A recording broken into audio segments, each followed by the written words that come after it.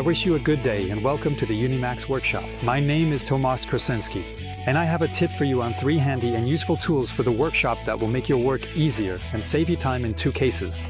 And in 1 case, they will even keep you pleasantly warm. I'll start with the smallest one, which is the quick release nut for the angle grinder. I've been eyeing it for quite a while, but I really didn't want to spend $500 to $1,000 on it.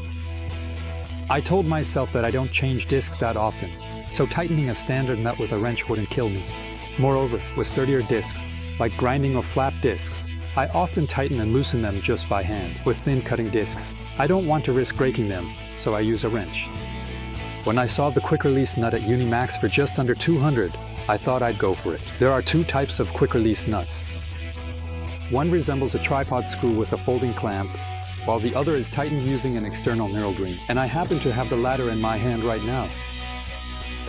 Visually, I find it a bit more appealing, probably because nothing sticks out from it. On the other hand, it's a bit larger and heavier.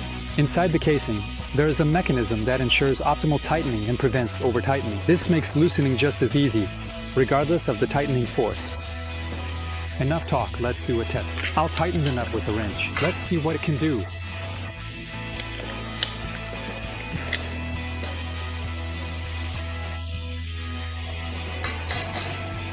And now with my bare hand, like nothing, it works. If the nut does happen to tighten too much during operation, for example, when the disc gets jammed in a cut, you can use a conventional wrench for angle grinders to loosen it. During testing, it worked perfectly, but I have 2 observations. With cutting discs that are 1 millimeter thick or less, there is no pressure on the nut because it lacks the recess that is standard for the nut, causing the disc to spin. Conversely, with thick grinding discs, there are so few threads available that a secure attachment of the nut cannot be achieved.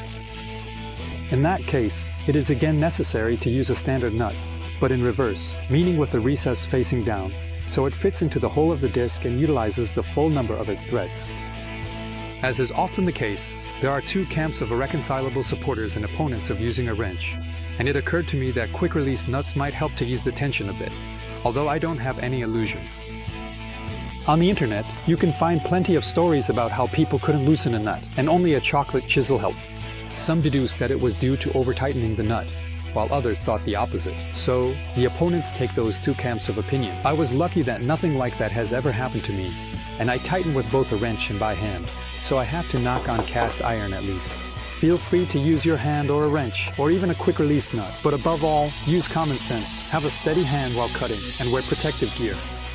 Another thing that pleased me while working in the workshop is the special C-clamps. While regular C-clamps are fixed and you have to twist the screw like crazy between the extreme positions of the clamping pads, these uni-max clamps add the option for a quick change in the opening of the arms. One company solved it in their own way, but they couldn't avoid a relatively long clamp regardless of the degree of opening. I find this solution more elegant because the clamp remains compact. One solid arm actually slides into the other hollow one, and the individual positions are locked by a roller on a spring.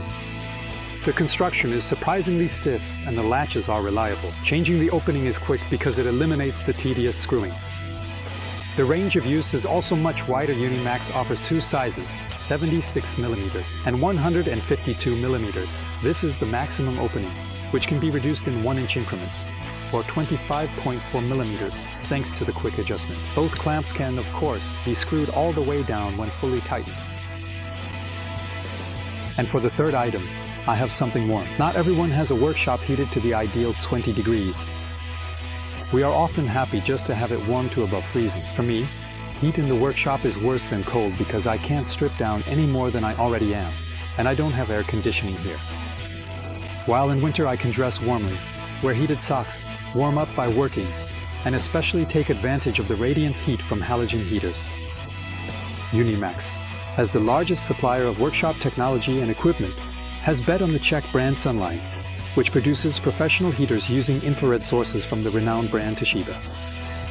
The price may shock you at first glance, but the performance of the heaters will definitely impress you. And I only have the weaker ones, with a power of 1500W. There is also a 2 kilowatts version. The efficiency is enormous thanks to the quality heater and the well-designed reflector made of mirrored aluminum sheet. The halogen source has a lifespan of 5,000 hours and a wavelength similar to sunlight. From the reflector, in addition to radiant heat, red light is emitted, reminiscent of a sunset. The heater warms up more than 90% of objects, with minimal heating of the air. This is ideal in the workshop because it prevents water vapor from warm air from condensing on cold machinery. Install the heater according to the manufacturer's recommendations to ensure surrounding objects do not heat up more than necessary. It mainly depends on the nature of the surface. For example, objects with a black matte surface can heat up even at a distance where you no longer feel any heat on your hands, so be careful. The infrared source is protected by a solid casing, and I recommend protecting it from impacts, especially during operation.